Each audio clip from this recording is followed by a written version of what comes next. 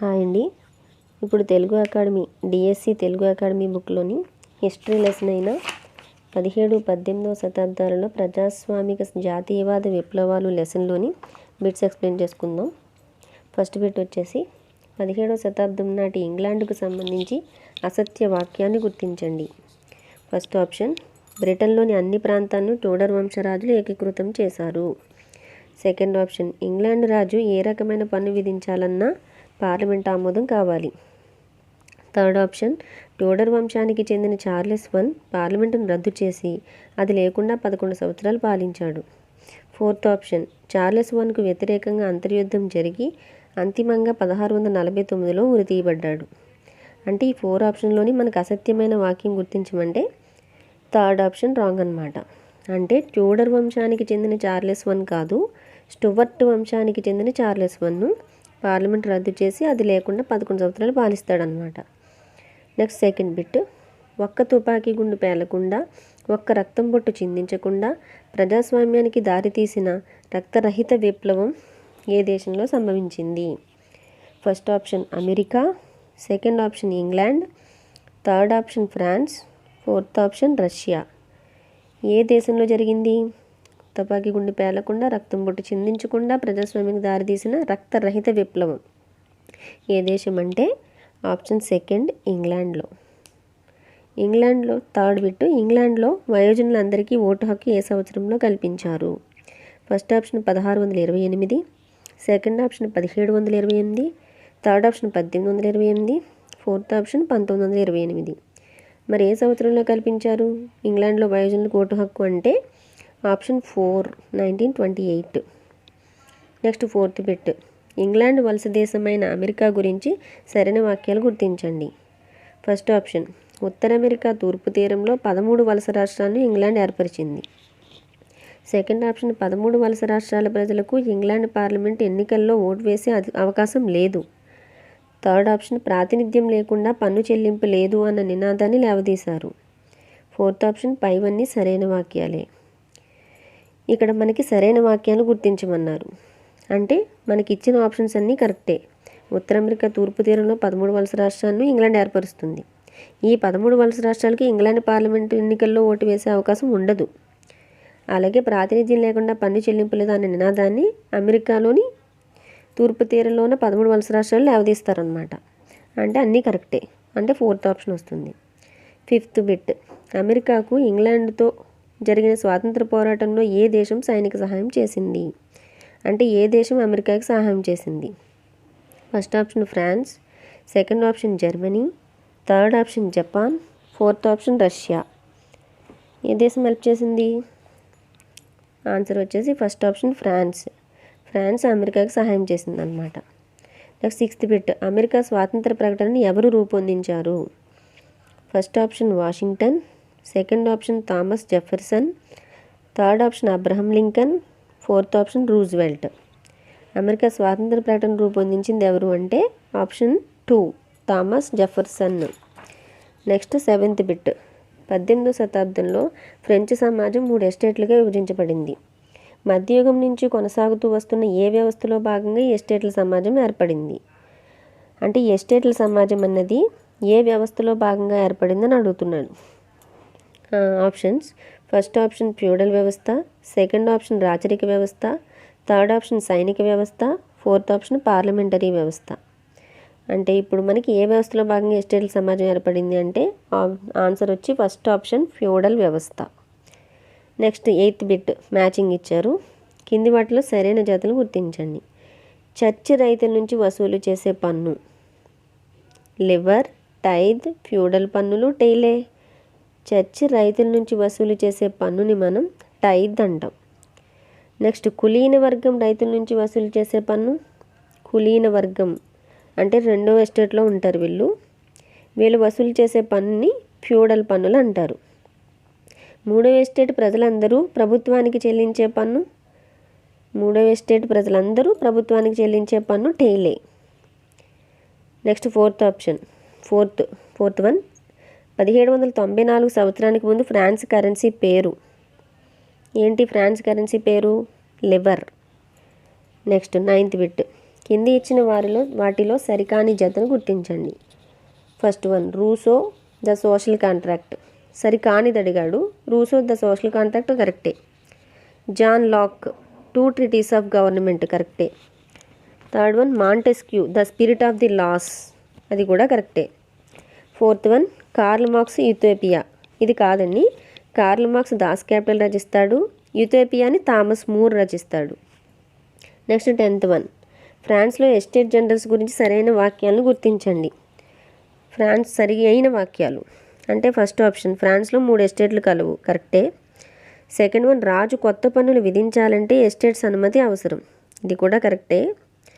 Third one, మొదటి 2వ ఎస్టేట్లలో ఒక్కొక్కటికి 300 మంది ఉండగా 3వ ఎస్టేట్లో 600 మంది కలరు, అంతే కదా, కరెక్టే. ఫోర్త్ ఆప్షన్ పైవన్నీ, అంటే సరైన వాక్యాలంటే ఆప్షన్ 4 పైవన్నీ వస్తుంది. నెక్స్ట్ 11th బిట్, ఫ్రాన్స్లో 1793-94 మధ్య కాలాన్ని ఏ విధంగా పేర్కొంటారు? ఫస్ట్ ఆప్షన్ డైరెక్టరీ పాలన, సెకండ్ వన్ బీతావహ పాలన, థర్డ్ వన్ రాజ్యాంగబద్ధ రాజరికం, ఫోర్త్ వన్ రాచరికం. ఫ్రాన్స్లో 1793-94 మధ్య కాలాన్ని ఏమని పిలుస్తారు అంటే సెకండ్ ఆప్షన్ వచ్చేసి బీతావహ పాలన అంటారు.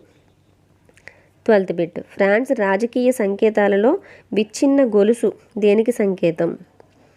విచ్ఛిన్న గొలుసు దేనికి సంకేతం? ఆప్షన్స్ చూడండి. ఫస్ట్ ఆప్షన్ ఐకమత్యంకు సంకేతం, సెకండ్ ఆప్షన్ రాజు శక్తి చిహ్నం, థర్డ్ ఆప్షన్ స్వేచ్ఛకు సంకేతం, ఫోర్త్ ఆప్షన్ చట్టానికి ప్రతిరూపం. అంటే ఆన్సర్ వచ్చేసి మనకి విచ్ఛిన్న గొలుసు దేనికి సంకేతం అంటే థర్డ్ ఆప్షన్ స్వేచ్ఛకు సంకేతం. 13th బిట్, మహోన్నత లేక రక్తరహిత విప్లవం ఇంగ్లాండ్లో ఏ సంవత్సరంలో జరిగింది? మహోన్నత లేక రక్తరహిత విప్లవం. Options, first one 1773, second one 1776, third one 1688, fourth one 1866. మహోన్నత లేదా రక్తరహిత విప్లవం ఏ సంవత్సరంలో జరిగిందంటే ఇంగ్లాండ్లో ఆన్సర్ వచ్చేసి థర్డ్ ఆప్షన్ 1688. 14th బిట్, పౌరయుద్ధం అనగా? ఫస్ట్ ఆప్షన్ 2 దేశాల మధ్య జరిగేది, సెకండ్ ఆప్షన్ తిరుగుబాటు, థర్డ్ ఆప్షన్ అంతర్యుద్ధం, ఫోర్త్ ఆప్షన్ విప్లవం.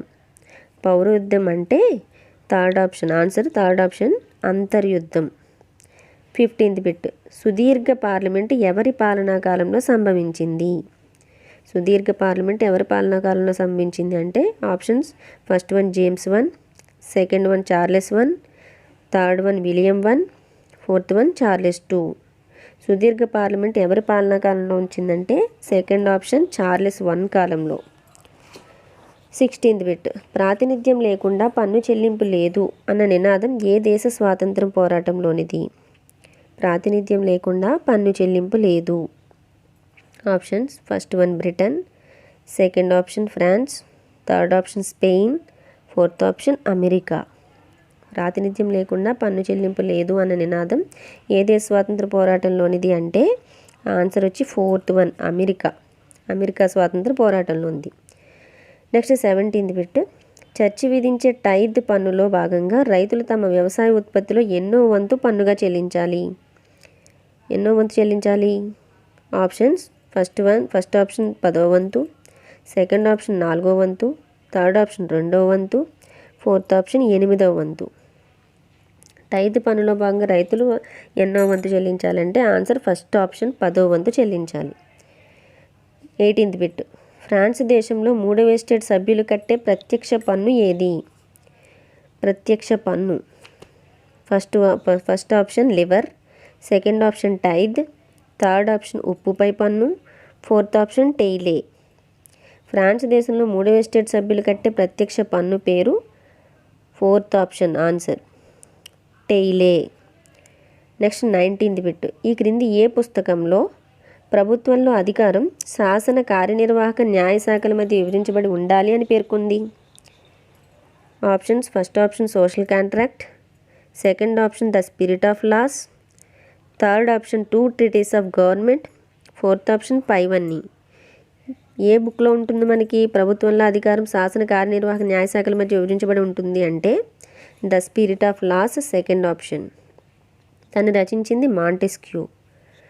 20th బిట్, 18వ శతాబ్దం నాటికి ఫ్రాన్స్ సమాజంలో ఎన్ని ఎస్టేట్లు కలవు? 18వ శతాబ్దం నాటికి ఫ్రాన్స్ సమాజంలో ఎన్ని ఎస్టేట్లు కలవు? First option 3, second option 4, third option 2, fourth option లేవు. 18వ శతాబ్దంలో ఎన్ని ఎస్టేట్స్ ఉండేవి? ఆన్సర్ వచ్చి first option 3. 21st bit.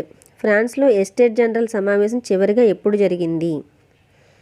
Options: first one 1461, second one 1416, third one 1614, fourth one 1641.